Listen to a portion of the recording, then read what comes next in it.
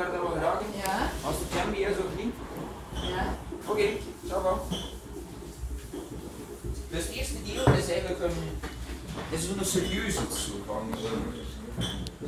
de eerste deel zijn serieus. De eerste deel is een CD die serieus is. En nu moet het publiek beslissen wat dat jullie willen. Brian Eno, Laurent Garnier, Sébastien Tellier, Jean-Michel Jarre, Daft Punk, Wim Mertens, Amélie Poulain, The Dictators en Queen.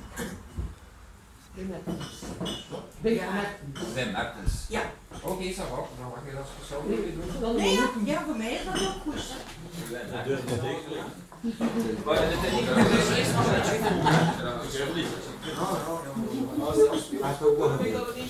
ja. Dat is eigenlijk een Proximus tune. Dat is cool, hè? Ik hou van Roos, maar dat je dit noemt, ik haat Gens. Dus ik moet me even organiseren. En ik zal dat geen microfoon hebben.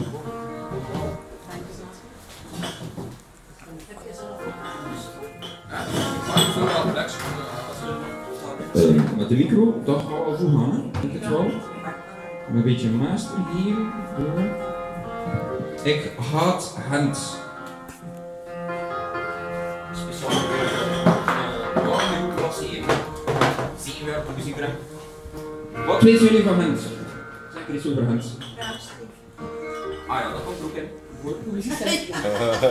Nee, het komt er niet in voor. Dat moet je wel. Dus, ik haat Gent. Het was een daguitstap met de bob van de gepensioneerden. En nu lachen. Het begon met kruisende tramsporen. Niets is overzienbaar, alles is ondersteboven. Die heeft me te veel van het goede. Ik kreeg zijn baas tegen mijn klok. De zijwind deed me belanden in het besdommelijk paleis. De perute pakte me pardoes mee. Plufte me op de koel van verderf op het erf van het verleden bij Tolf. Punt. Ik bestelde een donkere duvel. Hij vloog met me weg, verdampt. Ik landde op een scheef voetpad met mijn scheve voet. Ik zag links en rechts, Coupure rechts en Coupure links. In de verte was Rabot veel erger dan de Brugse poort, dacht ik. Tram 4 duwde me op de muiden alsof het meulensteen. Alsof ik de stad omarmde, alsof ik de stad omcirkelde, op en neer door Gent. Tram 1 klokte af als de Sint-Niklaaskerk. Ze deed me denken aan Vlaanders Expo, waar ik tussen 10.000 mensen alle dreuren van de wereld aanhoorde. Maar ik was op de Korenmarkt in Gent, de Bronx van New York bijna. De tram was koud en onveilig vandaag met brio. Gisteren was hij warm en veilig, bijna embryonaal. Bij het buitenstappen schoot ik de kasseien als paddenstoelen uit de grond. Voor de opera viel ik over een aria van kasseistroken en het gaat verder. Op de counter zag ik een kabouter in een kerstboom.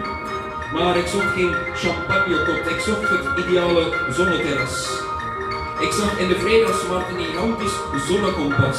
Jacob zijn arm gaf een schaduw aan met het uur. De oude hoogte is ook zo'n Champs-Élysées. Op de middag is hij naar het zuiden gericht. Ik ga liever maar door naar de bijlopen, voorbij de kunstenaars. Ik zag er naked chicks in het park.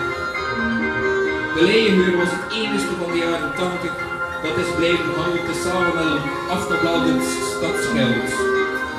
Oude symbolen trokken me aan. Ik stond stil bij het toeristisch gehalte van het Belfort. De draak deed me denken aan het Midden-Oosten. Beneden zag ik het stadhuis. Ze onthulden me.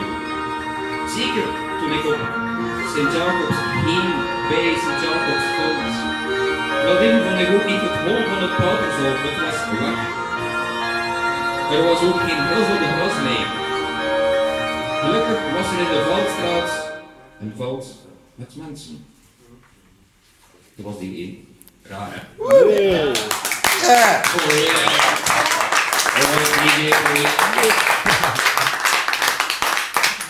Oh, yeah.